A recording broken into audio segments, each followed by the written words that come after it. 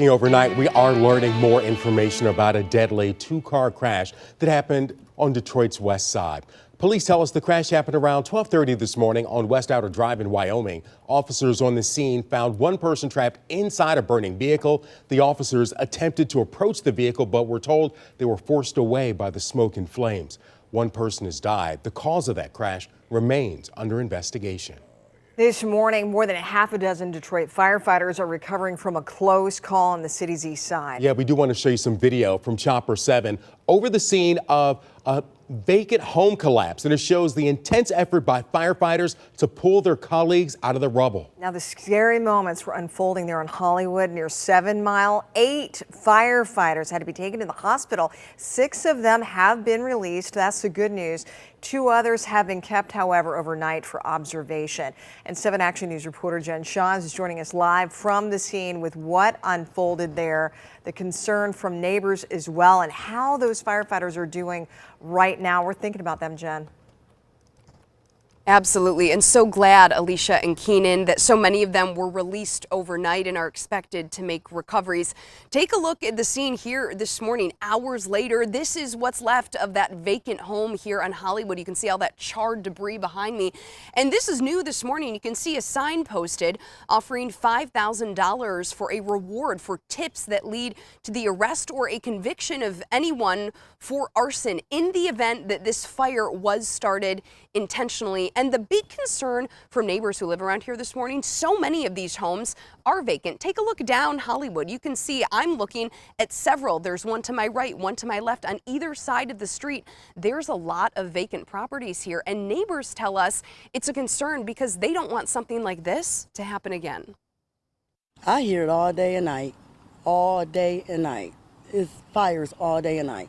Somebody setting them. Christina Givens lives in the neighborhood near 7 Mile and John R., where on Thursday, 8 firefighters were hurt responding to a fire in a vacant home after the structure collapsed. Thankfully, all of them, including one firefighter who was trapped underneath the rubble, are expected to make full recoveries. Nearly 60 firefighters responding to save their own, digging through debris for more than an hour. You kind of want to think you plan for this, but you can never plan for a situation like this. Overgrown lots, prostitution, and fires have been issues here for a while, neighbors say, like Rodney Tucker, who's lived here for 20 years. He'd like to see more demolitions in this area. A lot of abandoned buildings. We have a lot of squatters. We have a lot of young guys trying to move in and sell drugs. As for the cause of this fire, it's still under investigation with the help of DPD and the ATF. If it was arson, investigators say they'll find who's responsible. Now, Jen, explain to me why crews would enter a vacant home in the first place, particularly if they knew that home was vacant. Yeah, it's a good question. Keenan, you heard that neighbor mention that they have squatters in this area, and Action News actually asked the fire department that exact same question last night.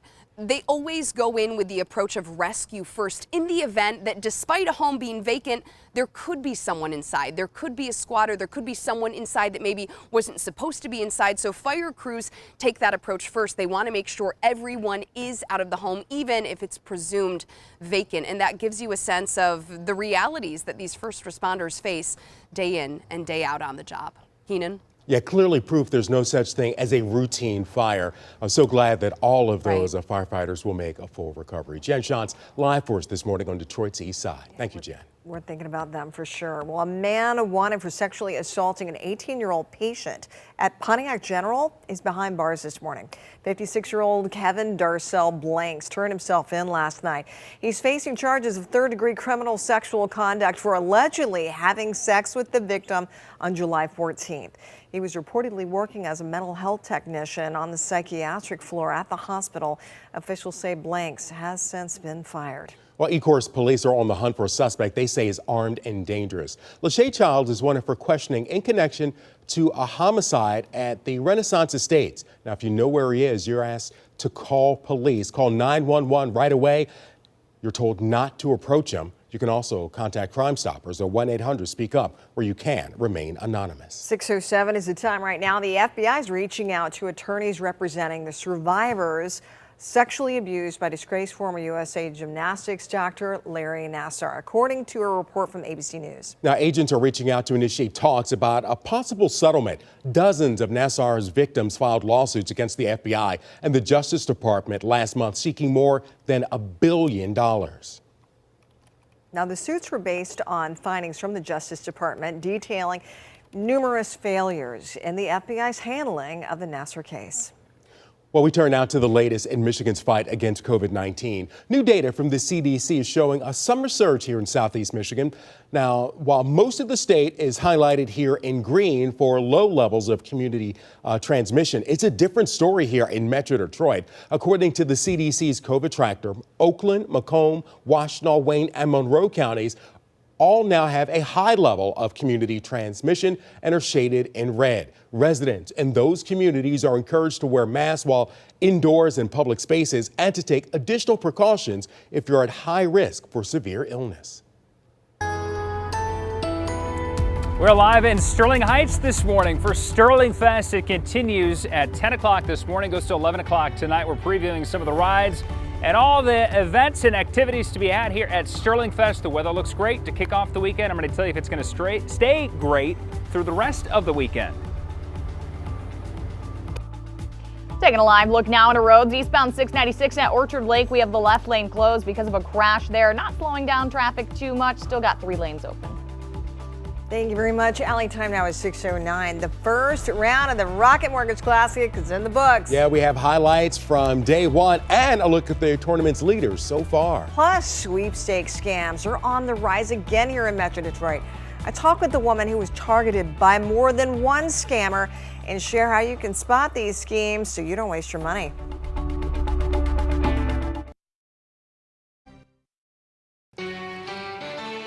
All right, time now at 6:13, and here's a check of the day's top stories. At least 8 people are confirmed dead in wild flooding in Kentucky. The governor there deploying the National Guard to help with rescues. The National Weather Service says parts of that area can expect another 1 to 3 inches of rain today. Dozens of Ukrainian prisoners of war from Mariupol were killed today in the Donetsk region. A spokesperson for the Russia-backed separatists say that 40 Ukrainian POWs were killed when Ukrainian shelling hit a prison.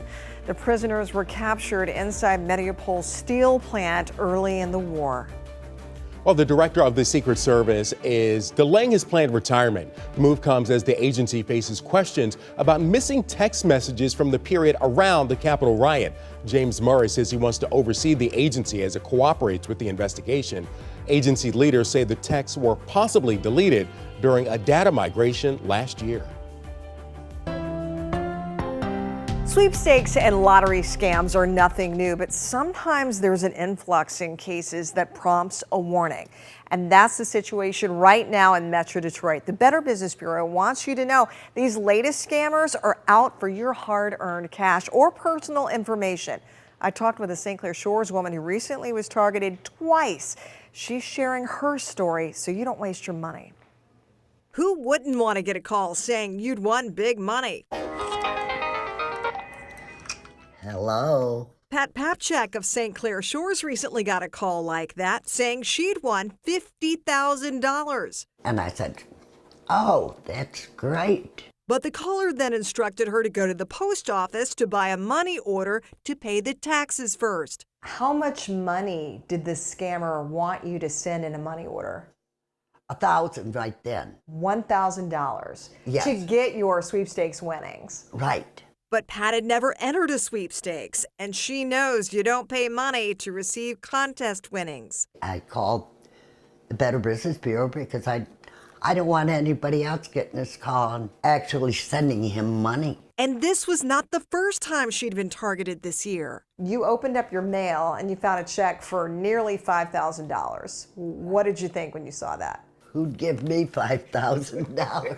The check came with the letter stating she'd won $30,000, but she'd have to deposit the check, then send 4 separate $1,000 checks in order to receive her winnings. We've covered sweepstakes scams in the past, but the BBB has seen an uptick recently in these scams?